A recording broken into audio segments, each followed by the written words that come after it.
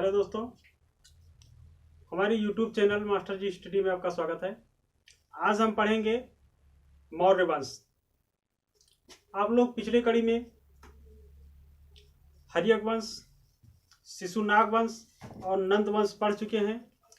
तो मगध के सिंहासन पर अब सबसे प्रमुख वंश जो आने वाला है वह है मौर्य वंश। मौर्य वंश को कहा जाता है कि मगध के शासन सत्ता की सबसे शक्तिशाली वंश और संपूर्ण भारत को एकत्रित करने का श्रेय भी मौर्य वंश को ही जाता है। चूंकि प्राचीन काल में भारत बिखरा हुआ था, कई खंडों में, जनपदों में, महाजनपदों में विभक्त था, बटा हुआ था। उसको एकत्रित करने का, संगठित करने का श्रेय अगर किसी को जाता है तो वह है मौर्य वंश। मौर्य वंश के बारे में जानकारी दो स्रोतों से प्रमुख रूप से मिलती है। नंबर 1 साहित्यिक स्रोत और नंबर 2 पुरातात्विक स्रोत। तो आइए एक नजर डालते हैं साहित्यिक स्रोत पर। साहित्यिक स्रोत में सबसे पहले अर्थशास्त्र।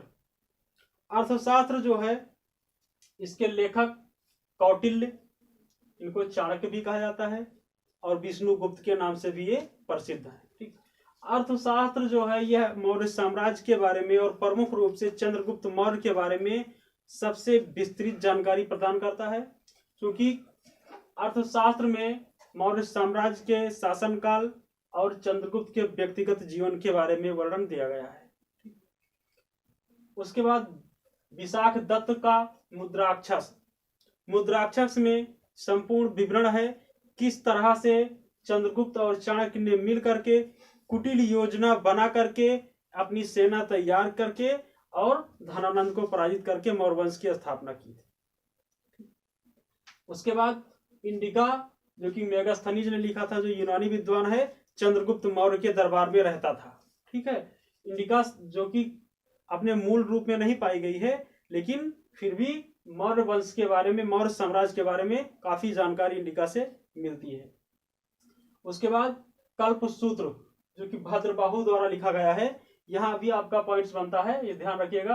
जैसे अर्थशास्त्र के लेखक कौटिल्य, मुद्राक्षक से विशाख दत्त, इंडिका के लेखक मेगास्थनीज, कल्पसूत्र के भद्रबाहु। भद्रबाहु जो कि कल्पसूत्र जो है जैन ग्रंथ है, भद्रबाहु उसके गुरु थे। अंत में चंद्रगुप्त मौर्य ने इनसे दीक्षा ली थी भद्रबाहु से, ये ध्यान रखने वाली पॉइंट है। और चंद्रगुप्त मौर्य अपने जीवन के अंतिम समय में भद्रबाहु के साथ ही श्रवणबेलगोला गए थे। ठीक है, उसके बाद जो बौद्ध ग्रंथ है दीपवंश, महावंश से भी चंद्रगुप्त मौर्य या मौर्य साम्राज्य के बारे में जानकारी मिलती है। उसके बाद आते हैं जो कुछ विदेशी विद्वान हैं या लेखक हैं, स्ट्रेबो और जस्टिन। इन्होंने चंद्रगुप्त को सेंड्रोकोट्स के नाम से अंकित किया है। स्ट्रेबो और जस्टिन ने सेंड्रोकोटस और एरियन और प्लूटार्क ने एंड्रोकोट्स। ठीक, अब एंड्रोकोट्स और सेंड्रोकोट्स यह दो शब्द यूनानी साहित्य में अंकित थे, लेकिन इनके बारे में किसी को जानकारी नहीं थी कि ये किसके लिए अंकित हैं, या सेंड्रोकोट्स या एंड्रोकोट्स है कौन। ठीक, सबसे पहले सर विलियम जोन्स ने इस बात का पता लगाया कि सेंड्रोकोट्स और एंड्रोकोट्स जो यूनानी साहित्य में लिखे हुए हैं या अंकित किया हुआ है, वह चंद्रगुप्त मौर्य के लिए है। ठीक, अब आते हैं पुरातात्विक स्रोत। पुरातात्विक स्रोत में सबसे प्रमुख रूप से अशोक के अभिलेख और स्तंभ। अशोक सम्राट के कई अभिलेख कई स्थानों पर, विभिन्न स्थानों पर मिले हैं, जिससे मौर्य साम्राज्य के बारे में विस्तृत जानकारी मिलती है। उसके बाद रुद्रदामन का जूनागढ़ अभिलेख। जूनागढ़ अभिलेख से भी मौर्य साम्राज्य के बारे में जानकारी मिलती है। उसके बाद काली पालिश वाले मृदभांड, चांदी व तांबे के सिक्के, इनसे भी मौर्य साम्राज्य के बारे में सहायता मिलती है जानकारी प्राप्त करने के लिए। अब मौर्य कौन थे, मौर्य वंश के लोग थे कौन? ठीक, इसमें मतभेद है, कुछ स्पष्ट नहीं किया जा सका है। ब्राह्मण ग्रंथ चंद्रगुप्त मौर्य को शूद्र मानते हैं और जैन ग्रंथ और बौद्ध ग्रंथ चंद्रगुप्त को क्षत्रिय वंश के मानते हैं। तो इस पर मतभेद है, इस पर कुछ स्पष्ट रूप से कहा नहीं जा सकता है।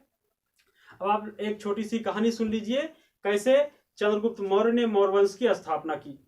उसके बाद फिर पॉइंट टू पॉइंट आगे बढ़ते हैं। कहा जाता है विशाख दत्त के मुद्राक्षर में विस्तृत जानकारी मिलती है कि आचार्य चाणक्य, जो कि कौटिल्य के नाम से ज्यादा फेमस है, उनका दूसरा नाम विष्णुगुप्त भी है, वो मगध का जो शासक था धनानंद, उसके राज दरबार में रहते थे, जो कि बहुत ही क्रूर शासक था। एक बार धनानंद ने चाणक्य का अपमान करके उनको राज दरबार से बाहर निकाल दिया था। अपने इस अपमान का बदला लेने के लिए चाणक्य वहां से एक प्रतिशोध लेकर के वापस आते हैं और घूमते घूमते अचानक उनकी एक जगह एक नन्हे बालक जिसका नाम चंद्रगुप्त होता है, उसकी आयु मात्र 6 वर्ष की होती है, उससे होती है, और वहीं से चंद्रगुप्त को लेकर के वो चले जाते हैं, राजनीतिक शिक्षा देते हैं उसको और पालन पोषण स्वयं करते हैं और बाद में उसको इतना योग्य बना देते हैं कि वही बालक नन्हा सा अखंड भारत का सम्राट बनता है। भारत चूंकि छोटे छोटे या कई टुकड़ों में विभक्त था, चंद्रगुप्त मौर्य ने चाणक्य की सहायता से एक विशाल भूखंड पर मौर्य साम्राज्य की स्थापना की। तो भारत को एकीकृत करने का श्रेय चंद्रगुप्त मौर्य को जाता है और भारतीय इतिहास में सबसे पहली बार ऐसा हुआ था जो कि किसी ने इतने बड़े भूखंड पर शासन सत्ता स्थापित की हो। चंद्रगुप्त के बारे में थोड़ी सी जानकारी देते हैं। चंद्रगुप्त जो है आचार्य चाणक्य के शिष्य, इनकी माता का नाम मुरा था। और चंद्रगुप्त के बारे में अब आप लोग आगे देखिए।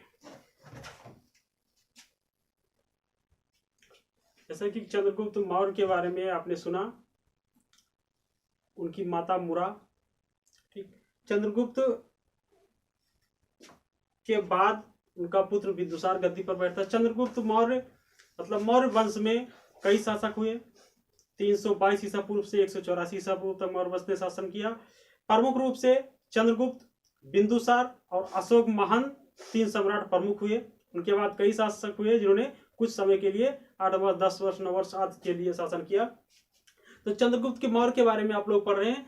चंद्रगुप्त मौर्य की प्रमुख उपलब्धि जो थी वह थी 305 ईसा पूर्व में सेल्यूकस के साथ युद्ध। नंद वंश के शासन में जो है धनानंद के शासन काल के दौरान जो विदेशी आक्रमणकारी सिकंदर ने आक्रमण किया था, वह वापस जाते समय अपने सेनापति सेल्यूकस निकेटर को पश्चिमी उत्तर भारत का शासक बना करके वापस चला गया था। 305 ईसा पूर्व में सेल्यूकस ने पुनः भारत पर आक्रमण किया, लेकिन उस समय भारत का सम्राट, अखंड भारत का सम्राट चंद्रगुप्त मौर्य थे और उनके प्रधानमंत्री आचार्य चाणक्य थे। तो 305 ईसा पूर्व में सेल्यूकस और चंद्रगुप्त के बीच में एक भीषण संघार होता है, एक महायुद्ध होता है। इस युद्ध में सेल्यूकस निकेटर बुरी तरह से पराजित होता है और एक समझौता होता है। इस समझौते में चंद्रगुप्त सेल्यूकस को 500 हाथी उपहार स्वरूप देते हैं। उसके बदले में सेल्यूकस निकेटर से वैवाहिक संबंध स्थापित करते हैं चाणक्य की सहायता से, ताकि हमेशा के लिए पड़ोसी राज्य से संबंध मधुर हो जाए या शांति स्थापित हो जाए। इसलिए चंद्रगुप्त ने सेल्यूकस निकेटर की पुत्री हेलेना से विवाह किया और उसके 4 प्रांतों को दहेज स्वरूप ले लिया।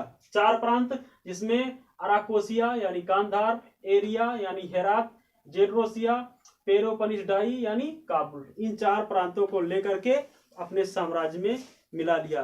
तो सेल्यूकस पर विजय चंद्रगुप्त की प्रमुख उपलब्धि थी। और चंद्रगुप्त के बारे में एक बार आप लोग फिर से ध्यान से देख लीजिए। चंद्रगुप्त धनानंद को पराजित करके 322 ईसा पूर्व में गद्दी पर बैठते हैं। चंद्रगुप्त का प्रमुख जो है उपलब्धि, भारत जो कि छोटे छोटे टुकड़ों में विभक्त था उसको एकीकृत करना या अखंड भारत का निर्माण चंद्रगुप्त की उपलब्धि है। उसके बाद सेल्यूकस पर 305 ईसा पूर्व में विजय प्राप्त करना। चंद्रगुप्त के बारे में अर्थशास्त्र, मुद्राक्षस, दीपवंश, महावंश, कल्पसूत्र आदि ग्रंथों से जानकारी मिलती है। उसके बाद चंद्रगुप्त मौर्य अपने अंतिम दिनों में जैन धार्मिक गुरु भद्रबाहु के साथ श्रवणबेलगोला के जंगलों में चले जाते हैं और संलेखना विधि के द्वारा अपने प्राण त्याग देते हैं। संलेखना विधि के के बारे में आपको मैं पहले बता चुका हूँ।